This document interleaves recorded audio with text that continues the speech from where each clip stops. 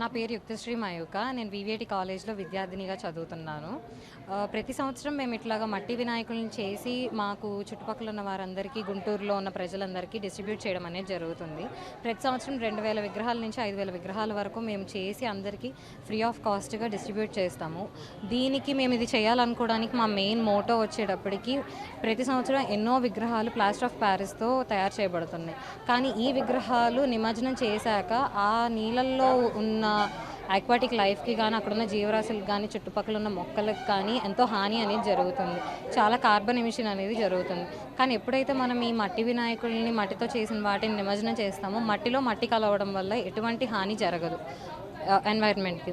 మనం రోజు తెలిసి తెలియకుండా ఎంతో హామ్ని చేస్తాం. కానీ దేవుడిచ్చిన ఎన్వైర్న్మెంట్ని మనం హామ్ చేయడానికి మనకు ఎటువంటి రైట్ లేదు. సో దేవుడి పేరులో మనం ఎటువంటి హామ్ చేయకుండా మంచిగా మట్టినే కలుపుతూ మనం ఎటువంటి హామ్ చేయకుండా కెమికల్స్ని, పెయింట్స్ని, ప్లాస్టిక్ని ఏమీ యూజ్ చేయకుండా ఉట్టి మట్టి, క్లేతో యూజ్ చేసి చేస్తాం ఈ విగ్రహాలు.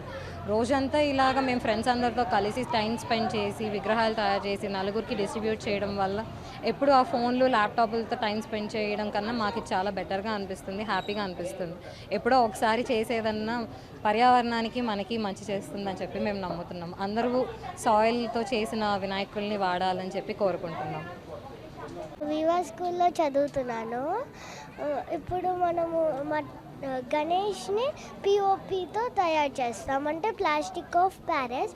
దాంతో తయారు చేస్తే అది వాటర్లో ముంచితే అది తొందరగా కూడా అవ్వదు, లేట్గా మునిగిద్ది. అను కూడా ఎకో ఫ్రెండ్లీ కాదు. కానీ మట్టి గణేష అయితే తొందరగా మునిగిద్ది, ఎకో ఫ్రెండ్లీ. మనం ఆ వాటర్ దేనికైనా యూజ్ చేసుకుని ప్లాంట్స్కి పోసుకున్నా కూడా యూస్ఫుల్. కానీ పిఓపితో చేస్తే అది వాటర్ని స్పాయిల్ చేసిద్దాను, ఎక్కువ నేచర్ని కూడా పాడు చేసిద్ది. Thank you. నా పేరు రోహిత్ శర్మ. నేను వివిఐటిలో విద్యార్థిగా చదువుతున్నాను. అయితే ఇప్పుడు ఈ మట్టి గణపతుల ఈ యొక్క ఈవెంట్లో మేము we are with you charitable trust నుంచి కూడా చేస్తున్నాం అనమాట. సో మేమేం చెప్పాలనుకుంటున్నామంటే ప్రతి ఒక్కళ్ళు కూడా అందరు ఇప్పుడు మన పెద్ద పెద్ద పిఓపి, ప్లాస్టర్ ఆఫ్ ప్యారిస్ విగ్రహాలు వాడుతున్నాం. కానీ అలాంటివి కాకుండా మట్టి గణపతులు అయితే భూమిలో కూడా కలిసిపోయి ఎవరికి కూడా హాని చేయకుండా ఉంటాయి.